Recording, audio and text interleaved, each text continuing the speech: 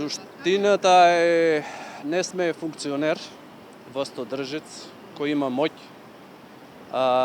да ги навредува финансиерите на борците за човекови права и борците за човекови права.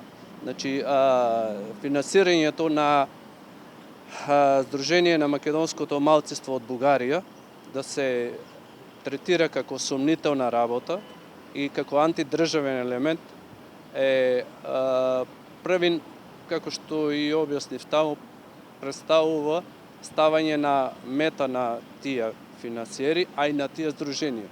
Тоа се обвинуваат здруженијата дека се сами криви или жртвите на повреди на човекови права се сами криви за својата состојба во која се нашли, затоа што прифаќаат помош од кој било.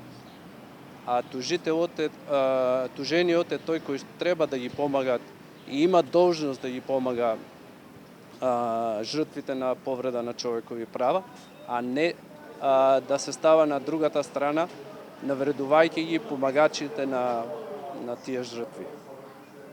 Сомнителен термин се употребува за некој што е помалку вреден, кој треба да се истражува. Тоа е ставање да вид на мета на тие лица. Секако е, значи, омаловажување, не е еднакво тоа лице со оние што не се сомнителни. Тоа е доказ на вредата и омаловажувањето со ваквите изјави, особено од функционер кој е платен од народот да се грижи за човековите права. Функционер нема право да дава своји лични мислења и критики, туку има само повеќе должности. Антидржавно да се прогласува антидржавен елемент здружение за борба за човекови права е тешка спротивност на она за кое е регистрирано тоа здружение. Тие здруженија се борци за човекови права. Човековите права се суштина на секоја демократска држава.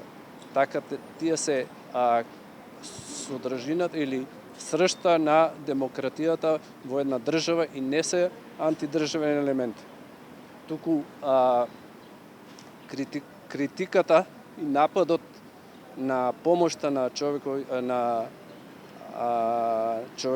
на борците за човекови права е нешто скандалозно од функционер кој го плаќаат граѓаните.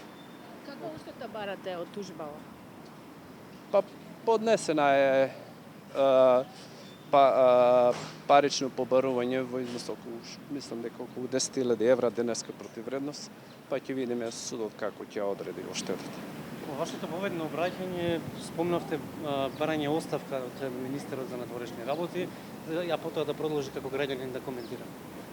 Тоа е индиректно, значи секој функционер доколку сака да биде на тоа ниво да критикува, треба да си даде оставка и да биде обичен граѓанин за да може да критикува без на ниво на нормална критика, а не на ниво на навреда со прогласување на некои за сомнителен и за антидржавен елемент. Значи не бараме ние оставка преку тужба директно, но доколку се смета дека тоа е демократско право негово да критикува, а не да навредува, треба да биде на исто ниво како со тие што ги критикува, а не од сила на моќ и од позиција на моќ да кажува кој е државен елемент, кој е против државата и така.